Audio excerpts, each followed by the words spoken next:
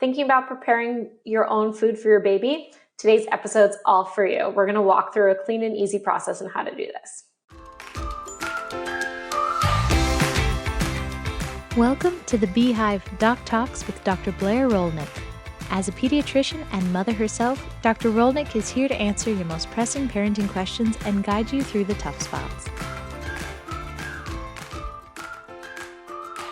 Welcome back to Be Kind Pediatrics. For those of you who are new to the show, my name is Dr. Blair Rolnick. I'm a board-certified pediatrician and mom myself. On today's episode, I want to talk about, for those who are interested, tips and tricks for preparing your own homemade baby food. Homemade baby food can be a really nutritious and fun way to get your little one some food, so let's talk today about a step-by-step process on how to do so. First, you want to think about the ingredients that you're going to use or select to make your baby food. So usually I recommend my patients choosing things like fresh vegetables, fruits, and meats to do their initial introduction to solids. So most parents are interested in starting off with a single ingredient food, and that's fine, but you want to take a little bit of time to think about your parental philosophy revolving around selecting ingredients. I usually recommend, if you can, to try to choose organic ingredients first. If that's not within your budget, then you want to choose whole foods over processed foods first. So it is better to choose a non-organic apple than it is to get and use organic applesauce that's already been prepared for you, for example. In our area, sometimes I talk to parents about additional options, like some parents want to think about or are curious in exploring options about reducing the pesticide exposure. So organic produce can be one way to do this, but there are also local farms, particularly in New Jersey, that'll provide like a CSA box is a great option. And you can even look into CSA boxes in farms that use no pesticides, for example. Some farms use nets or regenerative farming. We can talk about all those different levels, but just spend some time and sit down and think with your partner about which of these things really matters to you and your family before you start the process. It really is helpful if you have fruits or vegetables that have skin, if you want to think about washing them, and on top of washing them, potentially peeling them.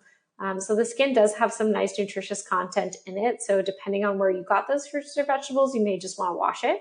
But otherwise, you're going to wash your fruits and vegetables really well and then peel and remove the skin. Now you have your ingredients picked out. You've washed them and appropriately prepared them. What are the next steps? So you want to think about your cooking options here. You have three really good options: steaming, boiling, and roasting.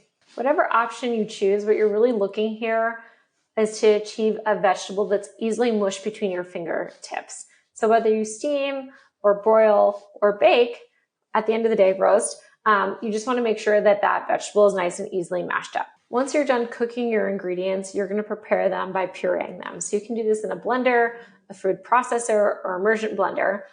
They even make food mills now that are specific for preparing baby food that will do the steaming for you and then have an attached food processor. Again, at the end of the day, you're looking for a texture that is smooth, easily mashable, and has no chunks in it. So if you made it without a food processor, you might want to have a strain to strain out any thick chunks that have not been properly cooked through. If at this step you're going to go then feed your baby for the first time purees, I usually recommend that you add a little bit of whatever your baby has been eating for the very first time.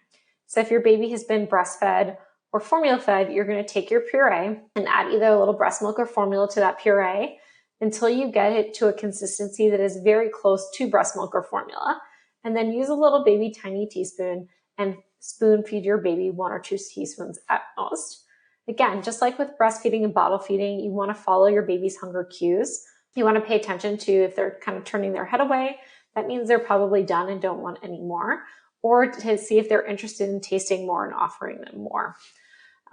We did a whole episode on introducing solids and how to do this, so reference that episode. It's a great step-by-step process on how to actually physically start introducing solids to your baby. The other thing I want to pause and mention here is that before you introduce solids, you always want to have your pediatrician evaluate your child and make sure they're developmentally appropriate to start solids.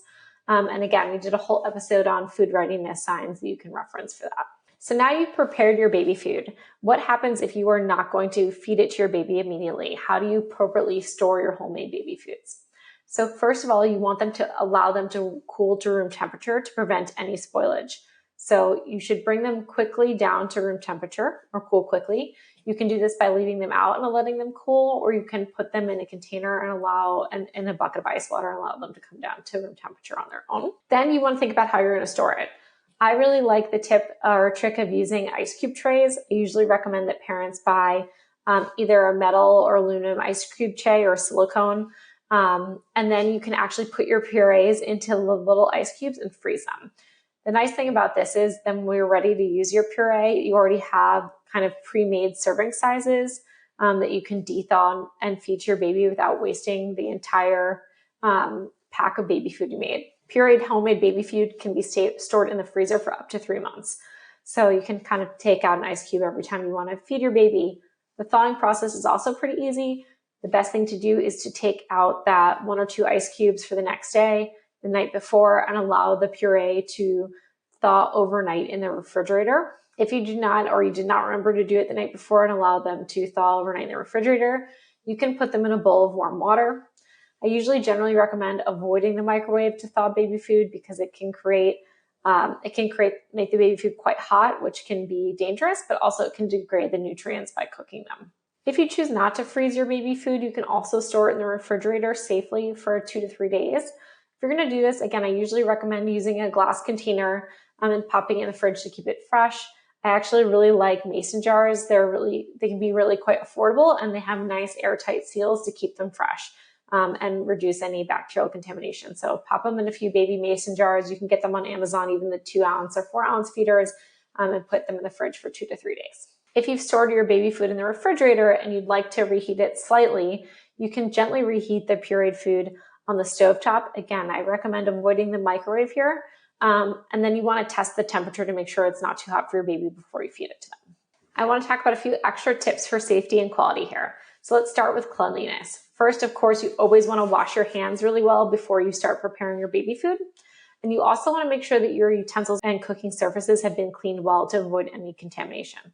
So I usually recommend that you do the same thing that you use to clean your baby bottles, which is some baby soap, hot water, scrub them, and then let them air dry. For surfaces, you can use your cleaner of choice. Some parents like to use a little bit of vinegar or baking soda mixed with vinegar or salt water to clean the surface. Try to use, when you can, wood cutting boards. Sometimes if you're using a plastic cutting board and you cut the fruits or vegetables to prepare them on a plastic cutting board, some of those plastics can actually get into the food, which you want to try to avoid for your child if possible. Things to avoid in your baby foods. I usually recommend at this age, you always want to avoid adding honey. Babies should not have honey until they're 1 year of age because of the risk of infant botulism. You also want to avoid adding rice-based products. The FDA put out kind of a little bit of a warning statement that they did find high levels of arsenic contamination in rice-based products, specifically rice-based baby food cereals. And rice doesn't have a ton of nutritional add for newborns and infants, so try to avoid rice-based products and honey in your baby food for the first 12 months. Also, they don't need a ton of salt, so I usually recommend avoiding any extra salt or any extra sugar. The foods themselves have a ton of great natural sugars and carbohydrates that should be sufficient for your baby. You shouldn't have to add extra sweetener to them. So I hope you guys found this episode interesting and helpful. Preparing homemade purees for your baby can be a really fun, nutritious, and cost-effective way of feeding your baby in the beginning. If you guys are in the community have any questions or concerns, please leave them below. Or if you had any fun tips for fellow parents who are preparing food, please leave them below for everyone. Thank you for watching the Beehive Doc Talks with Dr. Blair Rolnick. For more episodes and her practice, visit BeKindPediatrics.com and don't forget to subscribe for more parenting tips wherever you get your podcasts.